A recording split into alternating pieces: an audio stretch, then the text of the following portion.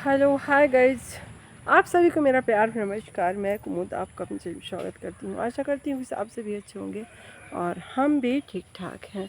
और सबसे पहले तो आप सभी को विजयदशमी की यानी दशहरे की ढेर सारी शुभकामनाएं। बुराई के ऊपर अच्छाई की जीत, ये तो सदियों से बन के आई है। यही दशहरे का प्रमाण होता है कि बुराई के ऊपर ही अच्छाई की जीत हुई थी। भगवान राम ने रावण को मार के और बुराई का अंत करके और अपने अयोध्या के लिए आए थे। तो इस इस पर्व को हम लोग बहुत अच्छे से मनाते हैं। आप सभी मनाते होंगे। 9 दिन के व्रत के बाद आज व्रत भी खुला हमारा, और खाए पिए और फिर अपने मामा के घर भी गए। ऐसे करके वीडियो मैंने 3-4 दिन की छोटी छोटी क्लिप करके डाली, क्योंकि इस समय ये पूजा पाठ में भयंकर वाली व्यस्तता हो जाती है। आप लोग सभी लोगों को पता होगा कि घर में भी पूजा पंडाल में भी जाना, मंदिर भी जाना, और ऐसे करके कुछ बनाए अपने हाथों के नियम जिनको फॉलो करना। तो ये सारे कामों में समय थोड़ा कम बचता था, तो इसलिए वीडियो कभी पता चले एडिट ही नहीं कर पाई, छोटी छोटी क्लिप बनाई ऐसे करके। तो 3-4 दिन की वीडियो जो मैं बनाई तो आप लोगों को दिखाऊंगी, तो आप लोग देखिएगा और फिर आगे की वीडियो को देखते हैं। रोलिंग बनाते हैं, बनती नहीं है लेकिन बनाने की कोशिश करते हैं कि शायद बन जाए। पारन की कढ़ी ज़रूरी होती है, तो नहीं थी बेसन हमारे पास, तो दाल की कढ़ी बनाते हैं। तो हमने दाल भिगो के पेस्ट बना लिया है और इसकी तोड़ लेते हैं पकौड़ियाँ। इसमें सारे मसाले डाल दिए गए हैं जो लहसुन प्याज के अलावा, और इसकी बन जाएगी पकौड़ी। फिर इसके बाद हम बनाएंगे इसकी कढ़ी। तो इधर हमने लगा दिया है दही की कढ़ी, और ये भी बिना लहसुन की है और बहुत ही टेस्टी बन के तैयार हुई थी। और ये है भाजी, जो कढ़ी भाजी का कॉम्बिनेशन यहाँ के लोग जानते होंगे। हम लोग कढ़ी भाजी ही खाते हैं। और आज है दशमी, तो दशहरा के दिन मैं कन्या खिला रही हूँ, क्योंकि जो कन्या खिलानी थी तो मैं दुर्गा माँ में खिला दी थी। तो ये दोनों कन्या का पूजन कर रही हूँ, क्योंकि इनकी पूजन नहीं हुई थी।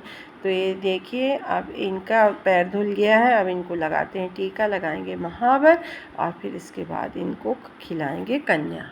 तो कन्या के साथ लंगूर खिलाना बहुत ज़रूरी होता है। तो अब लग गया है महावर बच्चों के पैर में, और इसके बाद अब देंगे हम खाना। इसके बाद हम दोनों बहनों ने पारण किया, हमारा व्रत था, और फिर हम चल दिए शहडोल की तरफ। शहडोल गए, हमारे मामा जी का श्राद्ध था, वो गया जी वाला। गया जी के तर्पण करने के बाद, तारने के बाद जो घर में करते हैं वही था। और रास्ते रास्ते ये माता मिलती गई। माँ मिलती थी तो बहुत ज़्यादा दुख होता था कि ये जा रही हैं। और आज ही के दिन मैं अपने शिप को लेके आई थी शहडोल से, और आज फिर उसी दशहरे को जा रहे हैं शहडोल। और ये बहुत अच्छा सा मौसम हो रखा था। देखिए कितना सुंदर सुंदर पहाड़ दिख रहे हैं। बहुत अच्छा, ना ठंड थी ना गर्म था। और जल्दी जल्दी जा रहे थे, क्योंकि ब्राह्मण भोजन में इनको बैठना था। ये भांजे हैं तो इनको बैठना बहुत ज़रूरी था। और हम दोनों देवरान जेठानी, 3 देवरान जेठानियाँ थे, कहा जाए तो 4 लोग थे। मैं जेठानी और मेरी 3 देवरानियाँ, तो ये है सीमा, ईसु और वंदना। ये देखिए, अब इनकी हंसी मजाक पीछे चल रही है, पीछे लोग बैठ के वीडियो बना रही हैं ये। और हाँ, हंसी मेरे को भी आ गई इनको देख के। जो ईसु है ये बहुत ज़्यादा हंसती है और अगल बगल भी हंसाती रहती है। मेरे को ऐसे लोग बहुत पसंद आते हैं। बहुत ज़्यादा आस्था है लोगों में भाई, गजब की आस्था है। देखिए सभी गुलाबी हुए रखे हैं। और ये आ गई सोन नदी। यहाँ पे बहुत पुलिस का तगड़ा पहरा लगा हुआ है, बहुत सारी पुलिस लगी हुई है, और खूब सारी व्यवस्था भी करी गई है, क्योंकि कोई दुर्घटना ना हो ऐसा करके। लोगों में तो आस्था है, लेकिन थोड़ी अलग टाइप की आस्था कर लेते हैं।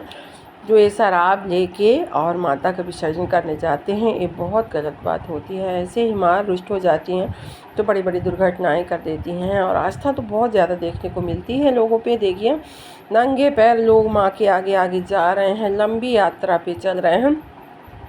सोन 10 किलोमीटर है, कहीं से 25 किलोमीटर है, तो लोग पैदल ही चले जा रहे हैं जवारे लेके।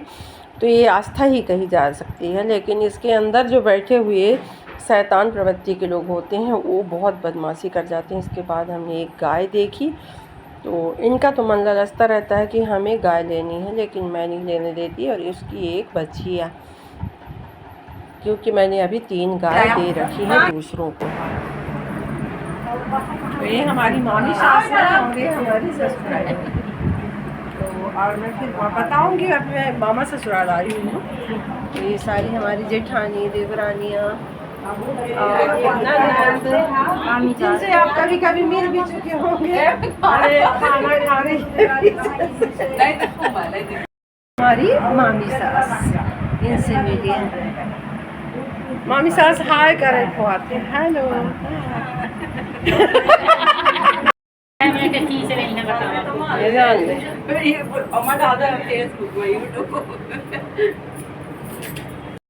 ये है हमारे मामा ससुराल की मंदिर, जहाँ हमारे नाना ससुर जी पूजा किया करते थे। और इनका सारा काम यहीं पे हो जाता है, क्योंकि अंदर जगह कम होती है। ये राम मंदिर है, यहाँ पे भगवान का पूरा दरबार बैठा हुआ है और इनकी पूजा हमारे नाना ससुर करते थे। अब इनके बेटे वगैरह नाती पोता करते हैं ऐसा करके। तो यहाँ सारा काम मंदिर पे हुआ। हम लोग आए, यहीं पे अंदर गए थोड़ा सा, फिर यहीं पे खाना पीना था, तो सभी लोग आके यहीं पे खाना पीना खाए। और ये मंदिर शायद राम मंदिर ही है। और इधर हनुमान जी की और शंकर जी की मंदिर है। और इसके बाद फिर गाना बजाना होने लगा। देखिए, मामा ससुराल में यूँ घूंघट पे रहा जाता है, क्योंकि यहाँ बहुत सारे मामा वामा जी रहते हैं हमारे। और सास नहीं होती तो थोड़ा अच्छा नहीं लगता। मामा ससुराल जाओ तो नज़रें सास को ढूंढती रहती हैं कि कहीं से निकलेंगी। बहुत स्वागत करती थी, मतलब जाओ तो बहुत खुश होती थी, सभी से मिलवाती थी कि ये मेरी बहू है, इससे मिलो, इससे मिलो, अपने पूरे ख़ानदान से। और ये सारी हमारे मामा ससुराल की फैमिली है, सिर्फ उन्हीं के घर की औरतें, लड़कियाँ हैं। और यहीं पे हम लोग बैठे, फिर गाना बजाना भी थोड़ा सा हुआ, क्योंकि जब कोई काम करो तो गीत भक्ति गीत गाए जाते हैं। तो ऐसे करके 1-2-4 गीत भी गाई। नंदे हमारी वो बहुत अच्छा गाना वाना गाती हैं। और सभी हमारे देवर जेठ मामा ससुर सब उनके समधी वगैरह यहाँ पे बैठे हुए हैं।